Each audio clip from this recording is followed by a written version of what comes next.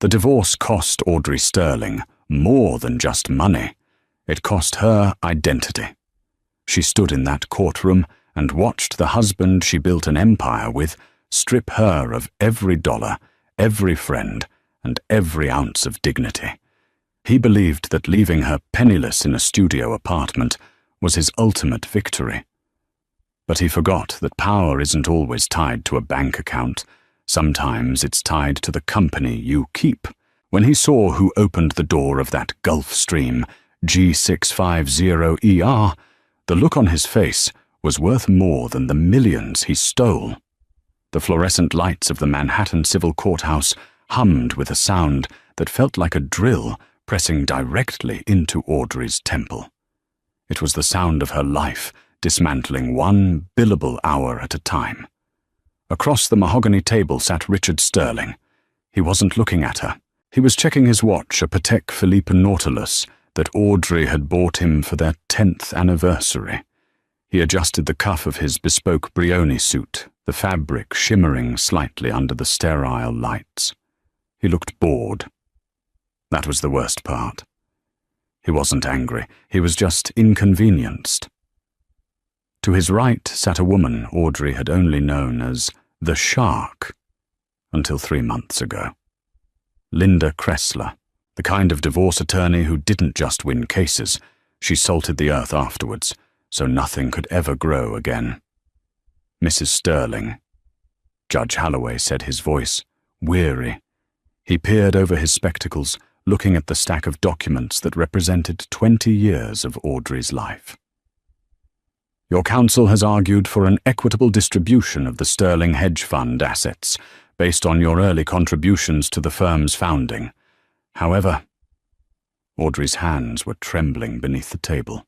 She clasped them together, digging her fingernails into her palms until it stung just to ground herself. Don't cry, she told herself.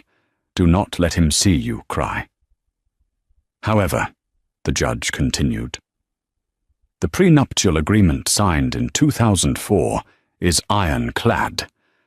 Furthermore, the forensic accounting provided by Mr. Sterling's team clearly shows that the contributions you cite were administrative in nature and do not entitle you to equity stakes in the current portfolio. Administrative. Audrey felt the air leave her lungs. Administrative.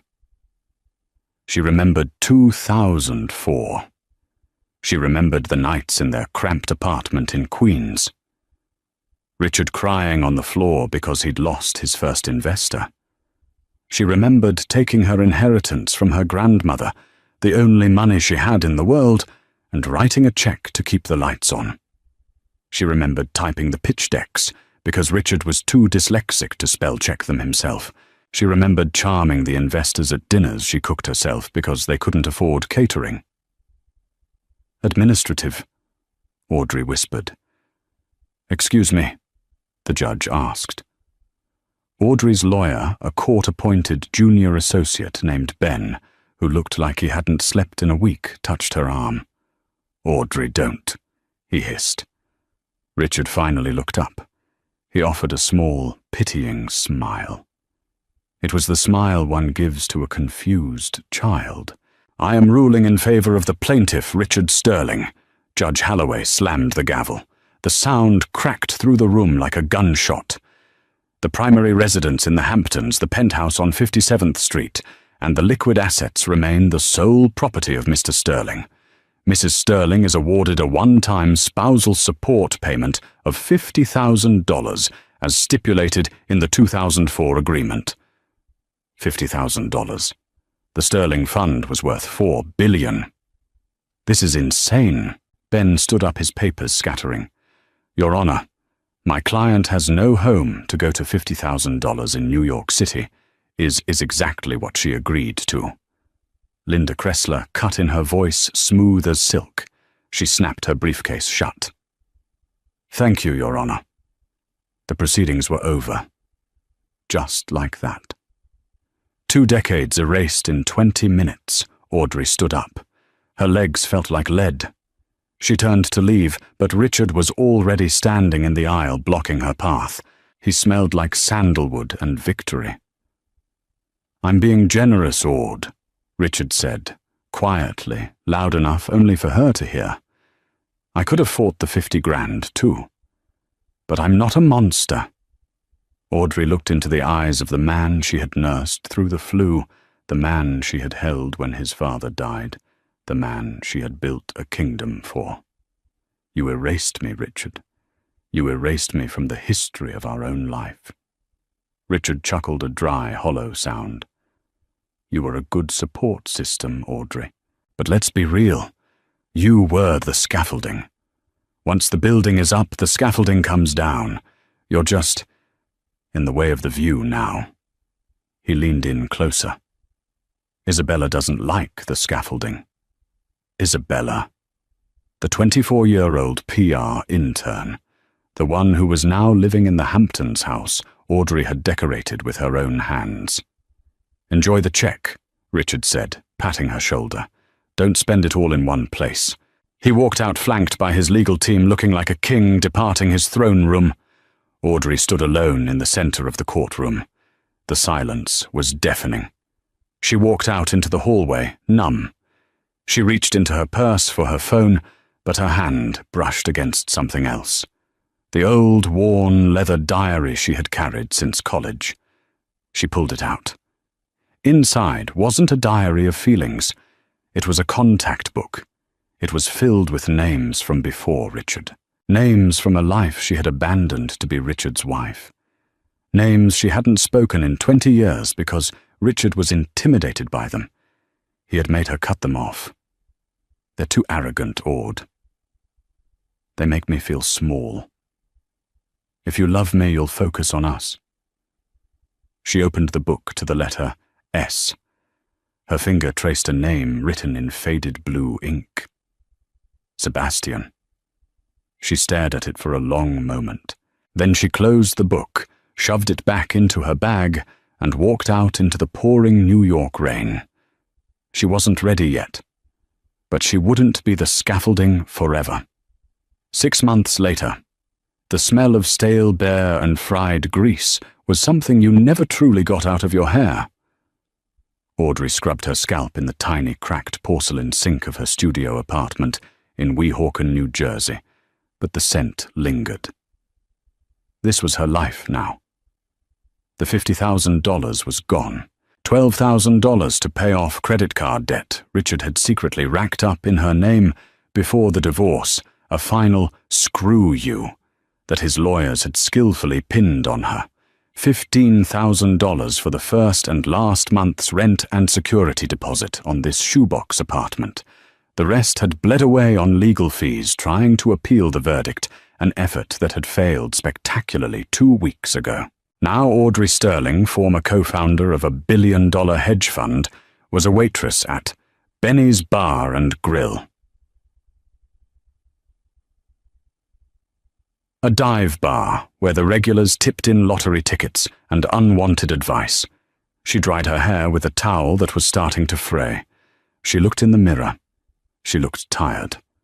The lines around her eyes were deeper. Her hair, once professionally colored, a rich chestnut, was now showing streaks of gray she couldn't afford to hide. Buzz. Her phone lit up on the counter. It was a news alert. She had tried to turn them off, but the algorithm knew what she clicked on. Sterling merger imminent. Richard Sterling to acquire Vane Industries in hostile takeover. Rumors swirl of a massive gala to announce the deal. Audrey froze. Vane Industries. She felt a cold shiver run down her spine. Richard wasn't just content with his own empire. Now he was trying to devour the very giants he used to fear. And he was doing it the dirty way. A hostile takeover meant he was leveraging debt, buying up shares through shell companies, and forcing the board to sell. It was Richard's signature move, brute force, disguised as business strategy. There was a knock at her door, a heavy, aggressive knock. Audrey frowned. She wasn't expecting anyone. She tightened her robe and walked to the door, peeking through the peephole. Her heart stopped. It was Richard. And he wasn't alone. Isabella was with him, wearing a white trench coat that probably cost more than Audrey's entire apartment building. Audrey unlocked the deadbolt and opened the door a crack. "What are you doing here?" Richard pushed the door open, forcing Audrey to step back. He stepped into her tiny living room, which was also her bedroom and her kitchen, and looked around with a sneer of disgust. "Charming," Richard said, kicking a stray shoe aside. "Very rustic." "Get out, Richard," Audrey said, her voice shaking. "I have a shift in an hour." "Oh, we won't keep you from your career," Isabella giggled. She clung to Richard's arm, looking at Audrey like she was a zoo animal. "I needed you to sign this," Richard said, pulling a document from his jacket. "It's a release form. We're selling the lake house in Como. Since your name is technically still on the deed from the original purchase in '99, the Italian authorities are being sticky about it. I need your signature to liquidate it. The Como house." Audrey felt a lump in her throat. That was the one place she had loved. She had restored it. It was where they had planned to retire. "You're selling it?" "Isabella finds it a bit drafty." Richard shrugged. "We want something in Saint-Tropez. Sign it, Audrey. I'll give you $1,000 for the trouble. God knows you look like you need it." He pulled out a checkbook. He actually pulled out a checkbook. Audrey looked at the pen he was holding out. She looked at Isabella, who was checking her reflection in the microwave door. She looked at Richard, the man who had taken her youth, her ideas and her love, and turned them into cash for himself. Something inside Audrey snapped. Not a loud snap. A quiet, terrifying click. "No," she said. Richard paused. "Excuse me." "No," Audrey said louder this time. She didn't take the pen. "I'm not signing it." Richard's face darkened. The charm evaporated. "Don't be stupid, Audrey. You can't afford a lawyer to fight me on this. If you don't sign, I'll sue you for obstruction. I'll bury you in legal fees until you're living on the street instead of this dump." "Get out," Audrey said. She walked to the door and held it open. Richard laughed a harsh bark. "You think you have leverage. You have nothing. You are a middle-aged waitress living in New Jersey. I'm about to buy Vane Industries. I am a king. You are a ghost." He threw the papers on her small dining table. "I'll have a courier pick them up tomorrow. Sign them or I destroy you. Again." He grabbed Isabella's hand and stormed out. Audrey slammed the door. She leaned her back against it, sliding down until she hit the floor. She hugged her knees to her chest. Vane Industries. Richard was going to buy Vane Industries. She looked at the papers on the table. Then she looked at her purse, where the old diary sat. She crawled over to her bag. Her hands were steady now. The fear was gone, replaced by a cold, calculating rage. She opened the diary to the letter S. She picked up her phone. She dialed the number. It was an international number. She didn't know if it would still work. It had been 22 years. Ring, ring, ring. "This is the private line of Sebastian Vane." A voice answered. It wasn't a secretary. It was him. His voice was deeper, rougher, but it was him. "Who is this?" Audrey took a breath. "Hello, Sebastian," she said. "It's Audrey." There was a silence on the other end, a silence that stretched for 10 seconds. "Audrey Sterling," he asked, his tone unreadable. "Audrey Calloway," she corrected him. "I need to talk to you about your company, and I need to talk to you about a man named Richard." "Where are you?" Sebastian asked immediately. The authority in his voice was instant. "I'm in New Jersey." "Not anymore," Sebastian said. "Pack a bag. I'm sending the jet to Teterboro. Be there in an hour." "Sebastian, I can't." "Audrey." He cut her off. His voice softened just a fraction. "You saved my life in Oxford. I told you, if you ever called, I would answer. I'm answering. Get to the airport." The line went dead. Audrey looked at the phone. She looked at the waitress uniform hanging on the door. She walked over, took the uniform, and dropped it in the trash can. She wasn't the scaffolding anymore. She was the demolition crew. The rain had turned into a sleet that stung the skin, but Audrey barely felt it. She stood outside the FBO fixed base operator at Teterboro Airport, clutching a small duffel bag. It contained 2 pairs of jeans, a sweater, and the only formal dress she had managed to save from the estate sale, a simple black cocktail dress. She felt ridiculous. A part of her expected a prank, a taxi to nowhere. But then the lights pierced the gloom. A sleek black car, a Maybach S680, rolled onto the tarmac, bypassing security entirely. It stopped in front of her. The driver, a mountain of a man with a jagged scar on his chin, stepped out and opened the rear door. "Miss Calloway?" he asked. "Not Mrs. Sterling." "Yes." "Mr. Vane is waiting on the Bird. Please." He drove her 300 yards across the tarmac to where the beast sat. It wasn't just a jet. It was a Bombardier Global 7500, the Rolls-Royce of the skies. It was painted a matte midnight blue, almost black, with no tail number visible to the naked eye, a ghost plane. Audrey walked up the stairs. The interior smelled of rich leather and aged scotch. Sitting in a club chair at the far end, illuminated by a single reading light, was Sebastian Vane. He looked different than the boy she had known at Oxford University. The boy she knew was lanky, brilliant and reckless, the heir to a shipping fortune, who tried to drink himself to death to spite his father. The man sitting here was made of steel. His hair was silver at the temples, cut sharp. He wore a charcoal suit without a tie, the collar open. His eyes, the color of stormy seas, locked onto hers. He didn't smile. He stood up. He was taller than she remembered. "Audrey," he said. "Sebastian?" She breathed. He walked over and stopped a foot away from her.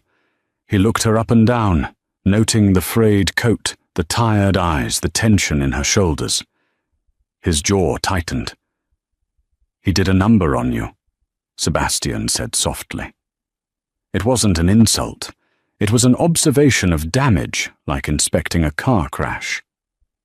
"I lost everything," Audrey admitted. The tears threatened to come again, but she held them back. "He took the house, the money, the friends. Now he's trying to take your company." "I know," Sebastian said. He gestured for her to sit. "Richard Sterling has been buying up debt on my logistics division for 6 months. He thinks I'm bleeding. He thinks Vane Industries is a wounded animal waiting to be put down." Audrey sat down, sinking into the cream leather seat. "Is it—" Sebastian poured 2 glasses of amber liquid from a crystal decanter. He handed one to her. "Drink. It's Macallan 25. You look like you need it." She took a sip. The warmth hit her chest instantly. "Vane Industries is in transition," Sebastian admitted, sitting opposite her. "We are pivoting to green energy logistics. It's expensive. Our cash flow is down. Richard smelled blood. He wants to buy us, strip the assets fire, 40,000 employees, and sell the parts for profit. He calls it optimization." "He calls it winning," Audrey said bitterly. "He needs this deal, Sebastian. His own fund is over-leveraged. He's betting everything on acquiring you. If he doesn't close this deal, his investors will panic. He's vulnerable. He just doesn't know it." Sebastian studied her. "And how do you know this?"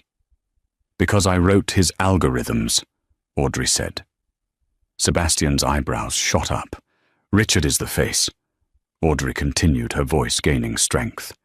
"He's the salesman, but the risk management models. The hedging strategies, I wrote them in 2005. I updated them every Sunday night for 15 years while he watched football. I know where the bodies are buried, Sebastian. I know that his Administrative work was actually me running the quantitative side of the business. Sebastian leaned back, a slow smile spreading across his face. It was a dangerous smile. So you know the weak spot in his armor. I created the armor, Audrey corrected him, and I know exactly where the chink is. Why come to me? Sebastian asked. Why now? Because he came to my house today. Audrey said, her eyes hardening. He brought his mistress. He laughed at me. He tried to bully me into signing away the last thing I had. He thinks I'm nothing. I want to show him I'm not. Sebastian swirled his drink. The annual Global Finance Gala is in 3 days, in London. Everyone will be there. The heads of the World Bank, the Royals, and Richard Sterling. He plans to announce the hostile takeover of Vane Industries publicly at the event. He wants to humiliate me on the world stage. He loves a show, Audrey nodded. Then let's give him a show, Sebastian said. He pressed a button on the side of his chair. A flight attendant appeared instantly. Yes, Mr. Vane. Prepare the guest suite for Miss Calloway and call my styling team in London. Tell them to clear their schedule. We have work to do. He turned back to Audrey. You said you lost everything, Audrey. That's good. Why is that good? Because a person with nothing to lose is the most dangerous person in the room. Sebastian clinked his glass against hers. Welcome to the board of directors, Audrey. The engines roared to life. The G7500 began to taxi. Audrey looked out the window as the lights of New Jersey faded away. She wasn't running away. She was gathering ammunition. London was grey, but it was the colour of old money, not despair. The penthouse suite of the Claridge's Hotel had been transformed into a command centre. Servers were humming in the corner, cooling fans spinning as they crunched terabytes of data. 3 junior analysts from Vane Industries, sharp kids from Cambridge, and LSE were typing furiously on laptops. But the centre of gravity in the room was Audrey. She stood before a whiteboard, covered in complex mathematical formulas. She was wearing a silk robe provided by the hotel, her hair still wet from the shower, but her eyes were razor sharp. Stop, Audrey said, pointing a marker at one of the analysts. Go back to the Q3 liquidity ratios for Sterling Global. The analyst, a young man named Pierce, looked nervous. Ms. Calloway, the public filings show a 14% liquidity buffer. Richard is safe. He has the cash to execute the hostile takeover. That's what he wants the SEC to see, Audrey said, uncapping the marker. She drew a red line through the number. Richard doesn't keep his liquidity in cash. He keeps it in short-term commercial paper, specifically real estate bonds in Southeast Asia. Sebastian sat on the sofa watching her with an intensity that made the room feel smaller. He hadn't said a word for 20 minutes. He just watched her work. How do you know that? Pierce asked. Because in 2012, I set up that shell structure to avoid tax liability during the European debt crisis, Audrey said, her voice devoid of emotion. It was brilliant then, but it's a house of cards now. If the value of the Thai baht fluctuates by more than 3%, his liquidity evaporates. He's technically insolvent. The room went silent. He's not buying Vane Industries with cash, Audrey realized, turning to Sebastian. He's buying it with debt he can't back up. He's leveraging the idea of his wealth, not the reality of it. Sebastian stood up. He walked over to the whiteboard and looked at the equations Audrey had written the source code of her ex-husband's empire. Oh, Sebastian said, his voice low. If we expose that his collateral is worthless.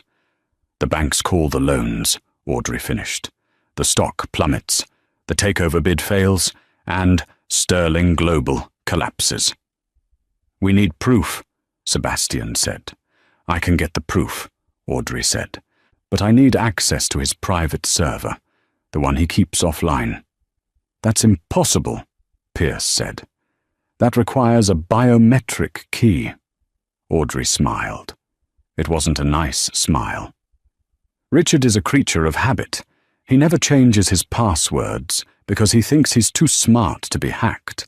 But more importantly, the biometric key isn't just his fingerprint. It's voice recognition. And I have 20 years of home videos, Audrey said.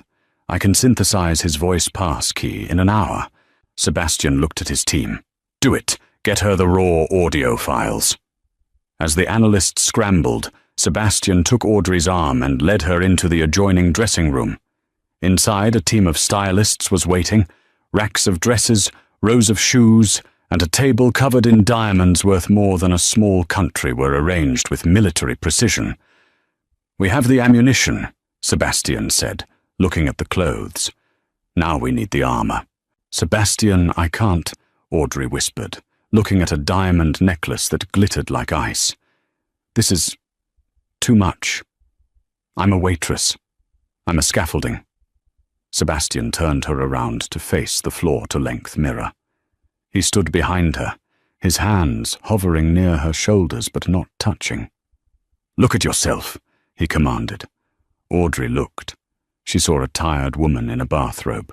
I see the woman who just dismantled a $4 billion hedge fund on a whiteboard in 10 minutes, Sebastian said. Richard didn't leave you because you were weak, Audrey. He left you because he knew that without him holding you back, you would eclipse him. You terrify him. He reached out and picked up a dress. It wasn't white. It wasn't a soft pastel. It was a deep blood-red velvet gown. Strapless. Structured. Dangerous. Wear this, Sebastian said. Tonight we don't just attend the gala. We go to war.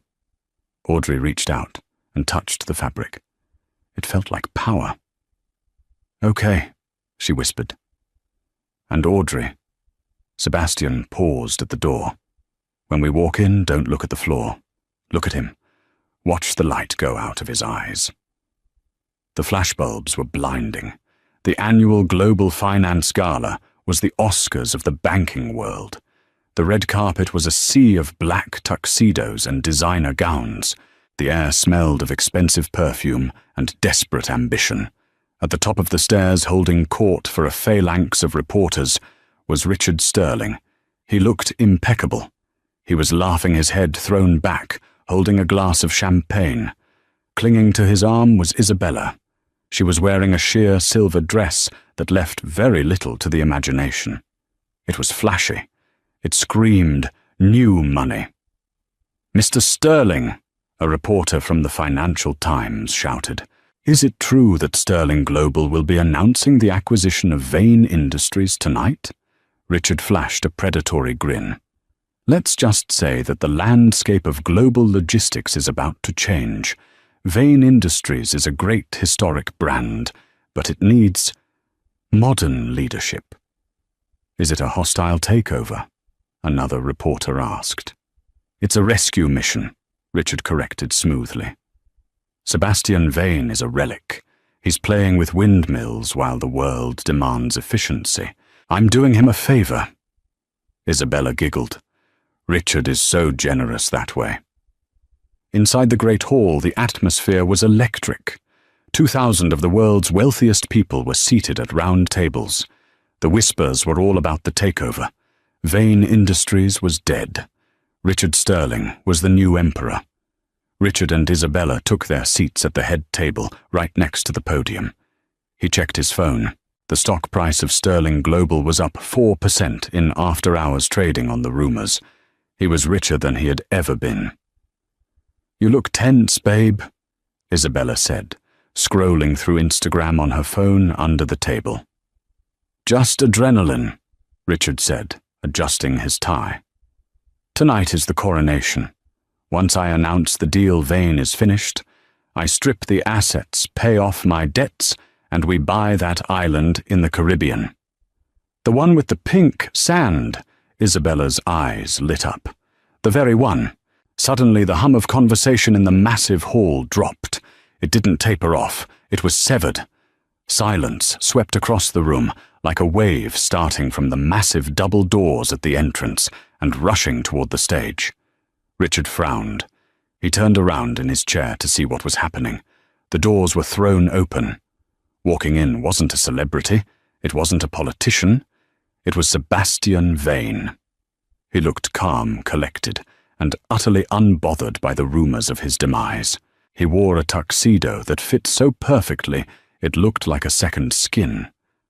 But no one was looking at Sebastian. They were looking at the woman on his arm. She wore blood-red velvet that hugged every curve, pooling at her feet like liquid fire. Her hair, polished to a high shine, cascaded over one shoulder. Around her neck sat a diamond choker that caught the light and threw it back with a vengeance. She walked with a stride that ate up the ground, head high, shoulders back. Richard squinted. The woman looked familiar. She had the same height as Audrey. But Audrey was a frump. Audrey wore cardigans and worried about coupon expiration dates. This woman looked like she owned the building. The woman turned her head slightly as they walked down the center aisle. She locked eyes with Richard. She smiled. Richard's glass of champagne slipped from his fingers. It shattered on the floor, splashing expensive vintage brut onto Isabella's silver shoes. "Hey!" Isabella shrieked. Richard didn't hear her. He couldn't breathe. "Audrey," he mouthed. The word made no sound. The crowd parted for them. A whisper ran through the room. "Who is that? Is that the ex-wife I thought she was destitute?" Sebastian guided Audrey not to a table in the back, but to the table directly opposite Richard's. Table 1, the Vane Industries table. Audrey sat down, the red dress arranging itself like a throne. She looked across the 5 feet of space separating her from her ex-husband. Richard was pale. He grabbed a napkin and dabbed at his pants, his composure cracking. He leaned across the gap. "What are you doing here?" He hissed, his voice trembling with a mix of shock and rage. "You're supposed to be in New Jersey." Audrey picked up a menu. She didn't look at him. "The calamari looks good, doesn't it, Sebastian?" "Exquisite." Sebastian replied, pouring water for her. "Look at me." Richard snapped loud enough that the table next to them turned to look. "Who paid for that dress? Did you spend your entire alimony check on a rental?" Isabella laughed nervously. "It's probably a knockoff, Richie. Ignore her." Audrey finally looked at him. Her eyes were cold. "It's custom, Richard. Givenchy. And I didn't pay for it. The future owner of Sterling Global did." Richard froze. "What are you talking about? I am the owner of Sterling Global." For another, Audrey checked her watch, a platinum Cartier tank that Richard had never bought her. 20 minutes. "You're delusional," Richard scoffed, though sweat was beginning to bead on his forehead. "Security, I want this woman removed. She's trespassing."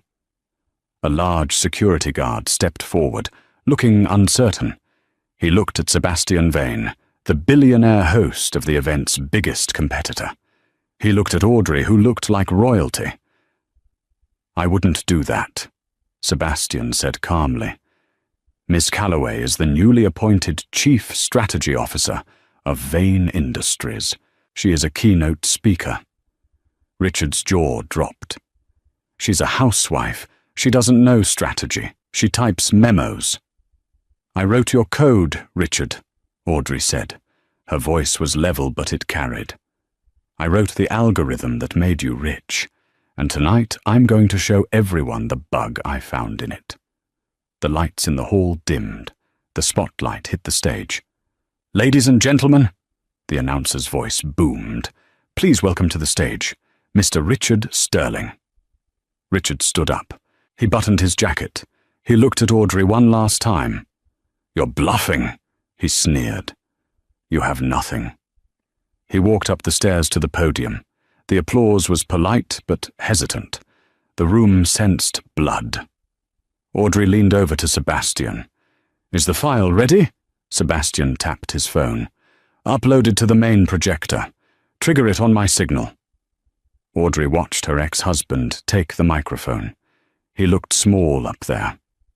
"Showtime," she whispered. Richard gripped the podium. He loved the spotlight, but tonight it felt hot. He looked out at the sea of faces, then down at Audrey in the front row. The red dress was a distraction, a psychological trick. That's all it was. "Friends, colleagues, competitors," Richard began, flashing his practiced smile. "Tonight marks a new era. For too long, the logistics industry has been stagnant, stuck in the past." He gestured vaguely toward Sebastian's table. "But progress waits for no man. It is my great honor to announce that as of 6 p.m. today, Sterling Global has acquired a controlling interest in Vane Industries." There was a gasp in the room. He had said it. It was done. "We have secured the necessary voting shares." Richard continued, his confidence returning. "We will be restructuring the company, streamlining operations, and delivering unprecedented value to our shareholders." Objection. The voice didn't come from the crowd. It came from the speakers. The massive screen behind Richard, which displayed the Sterling Global logo, suddenly flickered. It went black. Then a new image appeared. It was a live stream of a bank terminal, a complicated, ugly interface full of scrolling numbers. "What is this?" Richard turned around, looking at the screen. Technical difficulties cut the feed. "That," a voice, rang out from the front row, "is your liquidity ledger, Richard." Audrey stood up. She didn't need a microphone. She had the room's absolute attention. She walked toward the stage. She didn't climb the stairs. She stood at the base, looking up at him like a judge. "You told the board you bought Vane Industries with cash reserves," Audrey said. "But that screen shows your actual accounts, the accounts you hid in the Cayman Islands, the accounts I set up." "Shut up!" Richard shouted, his voice cracking. "Security, get her out."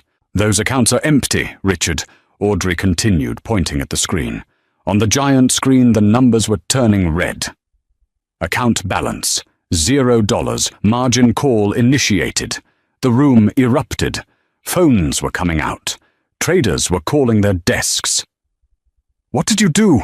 Richard whispered, looking at the screen in horror. "I didn't do anything," Audrey said. "I just triggered the audit clause in the Shell Company Charter, a clause I wrote in 2004. If the debt-to-equity ratio exceeds 10:1, which it did when you tried to buy Vane, the assets are automatically frozen and liquidated to pay creditors." Audrey turned to the audience. "Richard Sterling didn't buy Vane Industries," she announced. "He bet his entire company on a hand he couldn't afford to play, and the House just called his bluff. This is illegal," Richard screamed. "She's hacking me." "It's not hacking if you signed the power of attorney," Audrey said calmly. She reached into her red clutch and pulled out a piece of paper, the paper Richard had forced her to sign yesterday, the release form for the Como house. "You were so eager to get me to sign away the lake house," Audrey said, "that you didn't read the addendum I slipped into the bottom of the stack. You reinstated my executive privileges to the Sterling Trust." Richard's face went grey. He remembered the pile of papers. He remembered throwing them at her. He hadn't read them. He never read the administrative stuff. That was Audrey's job. "You signed your own death warrant, Richard," Audrey said. Suddenly a man in a headset ran onto the stage and whispered in Richard's ear. "Mr. Sterling, the stock, it's crashing. The algorithms, they're dumping everything." "Stop it!" Richard yelled. "Turn off the machines." "We can't," the tech shouted. "It's a hard-coded kill switch. It's dumping the Asian bonds. It's dumping the real estate. It's a fire sale." On the screen, the stock ticker for Sterling Global STGL was in freefall. $140, $98, $45, $12. In 3 minutes, $4 billion of perceived value was wiped out. Isabella, sitting at the table, looked at the screen. She looked at Richard, who was sweating through his suit, screaming at a technician. She looked at the plummeting net worth. She stood up, grabbed her purse, and walked out of the hall without looking back. Richard was left alone on stage. He looked down at Audrey. "You ruined me," he whispered into the hot mic. Everyone heard it. "No, Richard," Audrey said, her voice soft but echoing in the silence. "I just took back the scaffolding, and the building fell down." Sebastian walked up beside Audrey. He took her hand. "Shall we?" he asked. "Yes," Audrey said. "I'm starving." They turned and walked out of the hall, leaving Richard Sterling standing in the wreckage of his own ego, while the flashbulbs went wild. The morning sun over London didn't feel like a new day. It felt like a reckoning. The headlines were screaming before the coffee was even brewed. The Financial Times ran a single stark image on its front page, Richard Sterling, his face pale and sweaty, shouting into a dead microphone, while the screen behind him displayed a balance of 0. The headline was just one word: insolvent. Audrey sat in the private dining room of the Claridge's suite, watching the chaos unfold on BBC News. The reporter was standing outside the Sterling Global Headquarters in New York, where FBI agents were seen carrying out boxes of files. The Securities and Exchange Commission, in cooperation with the UK's Financial Conduct Authority, has frozen all assets related to the Sterling Family Trust. The reporter said, her voice breathless. This comes after a shock revelation at last night's Global Finance Gala, where whistleblowers exposed a decade-long scheme of inflating asset values to secure high-risk loans. Whistleblowers. Plural. Audrey smiled into her tea. It wasn't a team. It was just her, a laptop, and 20 years of being ignored. Sebastian walked in. He was already dressed for a board meeting, looking crisp and energized. He placed a hand on her shoulder, squeezing gently. "How does it feel?" he asked. Audrey looked at the screen as Richard was led out of his Upper East Side townhouse in handcuffs, ducking his head to avoid the cameras. Isabella was nowhere to be seen. "I thought I would feel happy," Audrey admitted, her voice quiet. "I thought I would feel triumphant. But mostly, I just feel relieved. It's like putting down a heavy bag I've been carrying for half my life." "The board wants to meet you," Sebastian said. "Not as my guest, as the chief strategy officer. They saw the algorithms you deployed last night. They realized that while I own the ships, you know how to steer them." "I'm not ready for a board meeting," Audrey hesitated. "I don't have an MBA. I'm a—" "Don't say it!" Sebastian cut her off sternly, pulling out a chair and sitting opposite her. "You are not a waitress. You are not a housewife. You are the woman who just took down a $4 billion Ponzi scheme in under 10 minutes. You have more practical experience in risk management than anyone on Wall Street. You earned your seat, Audrey. Now take it." 6 months later. The Southern District of New York. The courtroom smelled differently this time. It didn't smell like fear. It smelled like polished wood and cold, hard justice. Audrey sat in the back row. She didn't need to be there, but she needed to see the period put at the end of the sentence. Richard Sterling sat at the defense table. He looked unrecognizable. The bespoke Brioni suits were gone, replaced by a standard-issue orange jumpsuit that hung loosely on his frame. He had lost 30 pounds. His hair, without the expensive treatments and dyes, was thinning and grey. He wasn't the master of the universe anymore. He was just a 60-year-old man who had lied to the wrong people. His lawyer, a public defender, who looked overworked and underpaid, was shuffling papers nervously. Linda Kressler, the shark, had dropped Richard as a client the moment his assets were frozen. She didn't work for free, and Richard couldn't even afford a bus ticket. "Mr. Sterling," the judge intoned. It was Judge Halloway, the same judge who had presided over their divorce. The irony was heavy in the air. "The evidence presented by the prosecution is overwhelming. The forensic accounting provided by Vane Industries clearly outlines a systematic intent to defraud investors." Richard didn't look up. He stared at his hands, which were clasped on the table, shaking slightly. "Do you have anything to say before sentencing?" Richard stood up slowly. He turned, scanning the room. He wasn't looking for the press. He was looking for someone else. His eyes landed on the back row. On Audrey. She was wearing a cream-colored cashmere coat, looking radiant and calm. She met his gaze. She didn't smile. She didn't frown. She just watched him, her expression unreadable. Richard opened his mouth, then closed it. Tears welled up in his eyes. His voice cracked. "I got lost." "That is an understatement, Mr. Sterling," Judge Halloway said dryly. "For the charges of wire fraud, securities, fraud, and perjury, I sentence you to 12 years in a federal correctional facility. Restitution to the victims will be paid via the liquidation of all remaining personal assets." The gavel banged. As the bailiffs moved to cuff him, Richard turned fully toward Audrey. "I'm sorry, Aud," he shouted, desperation finally breaking through his shell. "I'm sorry, I didn't know what you were worth." Audrey stood up. She didn't approach him. She simply turned around and walked out of the heavy double doors. She heard him calling her name until the doors clicked shut, cutting off the sound. Outside, on the steps of the courthouse, the air was crisp. Sebastian was waiting by the car, checking his watch. When he saw her, he put his phone away. "Done?" he asked. "Done," Audrey said.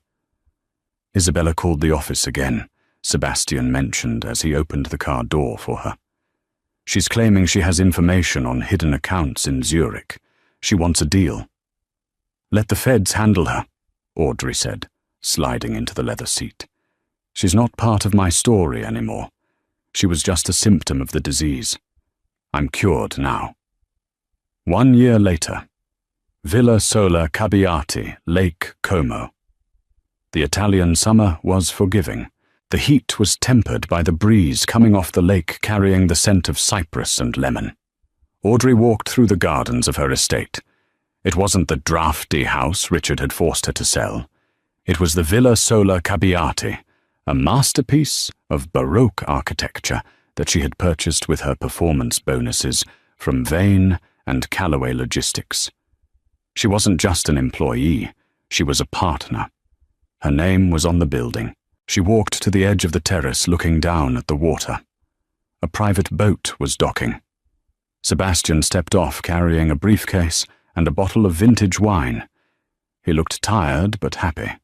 The expansion into the Asian markets had been grueling, but under Audrey's strategic guidance, they had outmaneuvered every competitor. He walked up the stone steps, loosening his tie. "The Singapore deal closed," he said, kissing her on the cheek. They folded. "Your prediction about the supply chain bottleneck was accurate to the hour. They had no choice but to sign with us." "I told you," Audrey smiled, taking the wine bottle from him. "Math doesn't lie. People lie. Numbers just tell you the story if you know how to read them." They sat down at a small iron table overlooking the lake as the sun began to set, painting the water in shades of violet and gold. "There's something else," Sebastian said, his demeanor turning serious. He reached into his briefcase and pulled out a thick envelope. "This came to the office today. It's from the federal penitentiary in Otisville." Audrey looked at the envelope. It had Richard's handwriting on it. It was shaky, jagged. "He's up for a parole hearing in 4 years," Sebastian said. "He wants you to write a character reference. He thinks you still care." Audrey stared at the letter. She thought about the 20 years she spent editing his emails, so he wouldn't look illiterate.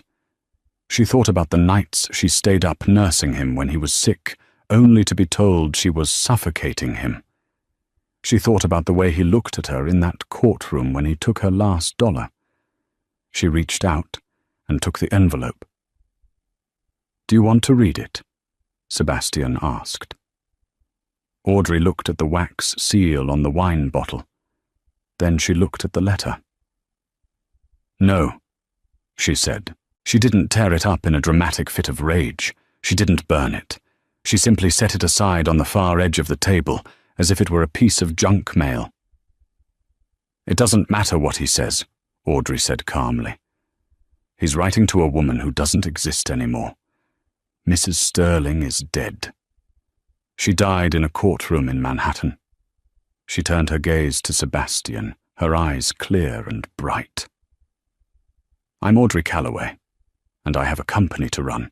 Sebastian smiled, a genuine, admiring smile that reached his eyes. "That you do. And speaking of which, the architects for the new research facility in Milan are waiting for your approval on the blueprints." "The blueprints," Audrey repeated the word, tasting sweet. "They want to know if we should keep the old foundation or dig a new one," Sebastian asked. Audrey looked out at the horizon where the mountains met the sky.